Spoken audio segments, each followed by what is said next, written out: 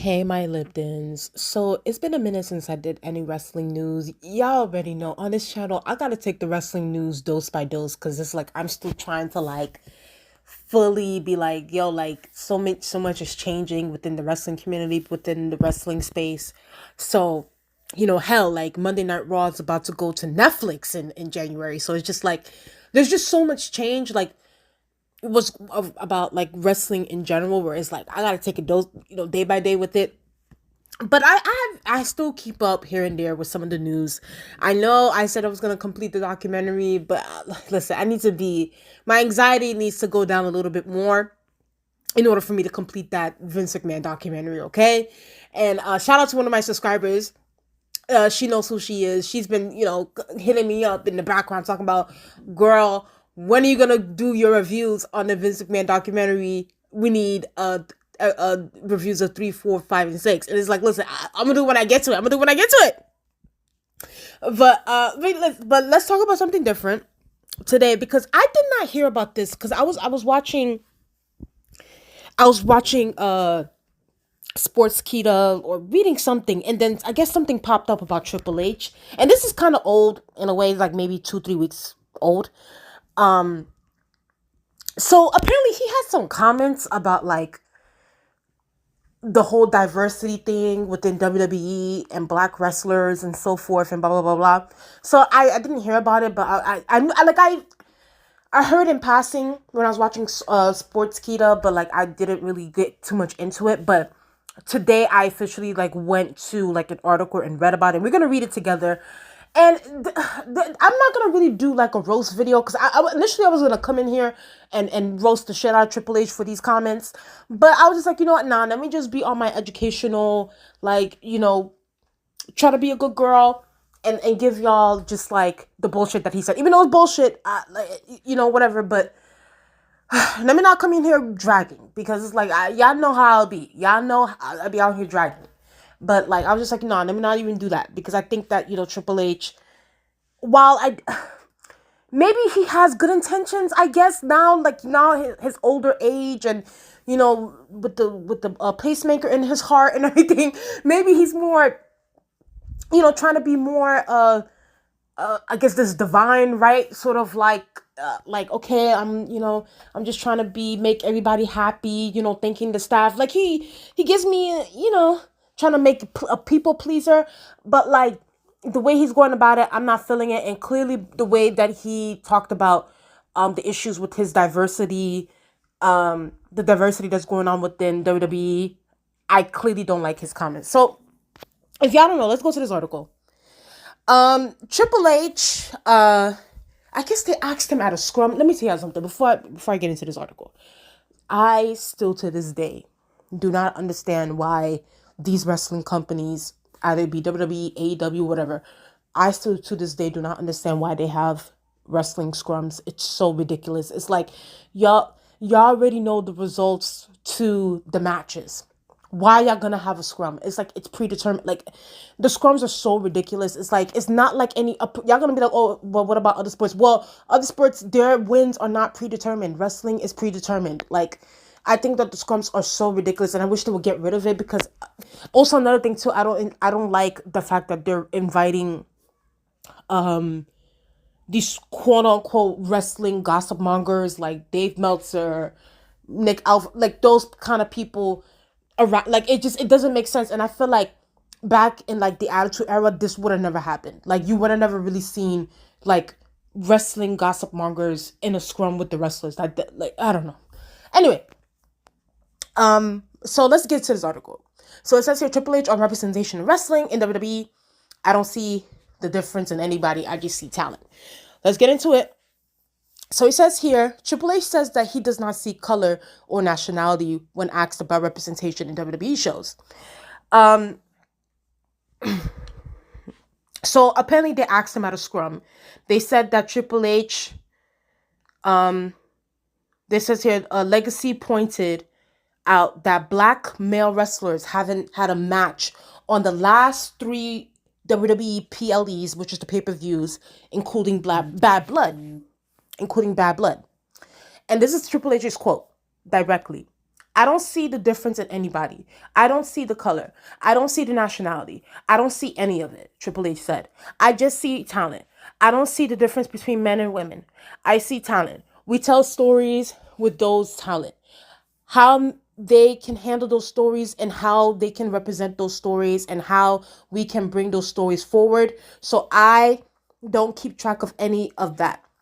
I do what's relevant and what is best and the best in storytelling and what's being delivered the best.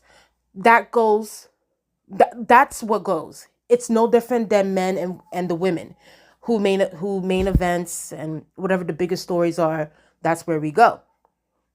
There there may not have been any black men on WWE Premium Live event card for 3 consecutive main roster shows. The last event to have a black male competitor was Money in the Bank, which was Carmelo Hayes in the Money in the Bank ladder match prior to that. The last main roster show to feature black male talent was WrestleMania 40. So it's just like, first of all, let's start with the shadiness. Let me start dragging a little bit. Then I'm gonna get back to my teaching or being a teacher. First of all, Hunter, Paul, I'm gonna call you by your legal name, Paul. Stop playing with me. Stop playing with me. You do see color. I don't like, and I feel like I wish there was a point in time I actually thought that we kind of got past this, like, oh, I don't see color, because it's ridiculous. It's like everybody can see color. Anybody can see a white person. Anybody can see a black person. Anybody can see an Asian person. Anybody can see a Latino person. It's like, when you say like you don't see color, you're basically saying like, oh, well, I don't see you, so I don't see your struggles in a particular space or in a particular area. Let's say, who knows, like in an urban area or in the rural area or whatever. It's like, well, I just see you for who you are. I just see you as a human being. That might be a great fantasy to have. And trust me, I wish we lived in a perfect world. I wish we lived in a perfect world where we can be different races and live in harmony and be kind to each other and just love each other and make sure that we give everybody the same economic opportunities, the same like professional opportunities, whatever. But unfortunately, that's not the world that we live in. And it's up to the people in power or the people who have that power. That's what the saying is in the Bible, whatever. To whom much is given, much is expected. So if you see someone that is marginalized, that is in a minority group, you're supposed to uplift those individuals, because clearly, because of due to their economic their social economic status, a lot of times due to race, class, whatever, they're in those systematic predicaments. So when I look at WWE historically, can we just keep it a stack with you? Historically, majority of the champions, let's just be honest, majority of our champions have been white. Majority of the champions have been white. So it's just like, there's only a select few where you have black champion here, black champion there, biracial champion like The Rock.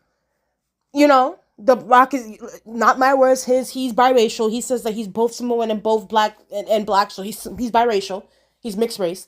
So it's just like, it's okay to sort of like be like that. Like we do have, diversity issues, and we do have things where we can improve on as far as like giving more black people more opportunities within this space. Because let's be very clear, black, when it comes to all the, minorities, whatever, black people, they've also contributed to your ticket sales, to watching your shows. Hell, y'all guys, and that's the part too where I don't understand about this whole like I don't see race thing. Like, wasn't back in like the mid 2000s where like SmackDown was being watched by a majority black or and Hispanic demographic, to the point where y'all ended up shifting SmackDown to UPN? I think it was the UPN network, because so that you guys can attract more black and Hispanic viewership. It's like, that's based on race. Y'all did that based on race. Hell, Triple H, let's go back to you, and I'm gonna be petty here. Wasn't DX, the New Age Outlaws, all of y'all, weren't y'all the same ones back in the Attitude Era putting on blackface? putting on blackface, imitating what's the group's name? I don't know why I'm forgetting them. The Nation of Domination. Yeah. Weren't y'all putting on blackface, imitating the Nation of Domination? So it's just like, y'all see the black, okay? Y'all see the melanin. Y'all see it. Y'all just don't, like, here's my thing. I think that it is okay to sort of look at your, and honestly, him saying that he doesn't see color is also a sense of like his own privilege and his own white privilege, and not seeing how him being a white man and him being within this space, him being at this position, obviously, of course, y'all gonna be like, oh, well, he married the boss's daughter. Yes, I understand that. But let's be very clear. And can we be honest about it? This is me being petty. If Triple H was a black man, do you think that Stephanie McMahon would have showed any interest in Triple H? Okay? Do y'all guys really believe that a black man would have been the leader of one of the leaders of DX, one of the co-founders of DX? No. And nor would Stephanie McMahon would have looked twice at Triple H if he was a black man. And then on top of that, Vince McMahon is the same one that called Booker T the N-word on national television. Do you remember that? Triple H? So y'all see color. Y'all clearly see color. And we also gotta, I'm pulling out the receipts, honey. Let's also discuss about, your whole feud with Booker T back in the early 2000s and how very microaggression storyline that was. We can also discuss that. So here's my thing. I get it. Like, maybe he wants to be like a reformed and I'm sure he probably is a reformed person, Triple H is. I'm sure he probably sees all the toxicity that is going on within our society right now. Temperatures are high. Things are just very, very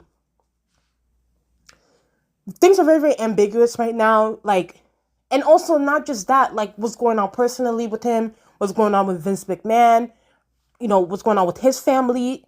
It's like, I think Triple H is trying to go about, being the leader of creative, doing it in a more positive way and be more, not as much of a, being not as much of a hard ass as Vince McMahon was. But I also think that not checking your privilege and not recognizing how certain minority groups, particularly black people, not just black men, but also black women within your company have been at the face of, just unfair or inappropriate storylines. Even, we can look at Mark Henry, this whole sexual chocolate thing. I look at that a completely different way. We can look at even that lawsuit that Vince McMahon I don't know if it was still ongoing, but the one that sued because of racism or something, racist creative, saying that, they try to make Bianca Belair sound ghetto. I don't know if they said, y'all need to tell me that in the comment section because Vince, that's the thing about Vince McMahon, he knows how to settle a lawsuit, honey. He settles with everybody. But there's a thing there too where it's like Bianca Belair, y'all were writing her up to be like a freaking, making her talk ghetto when that's not how she usually talks. Y'all think that, this is how she's supposed to sound like because of the way she looks.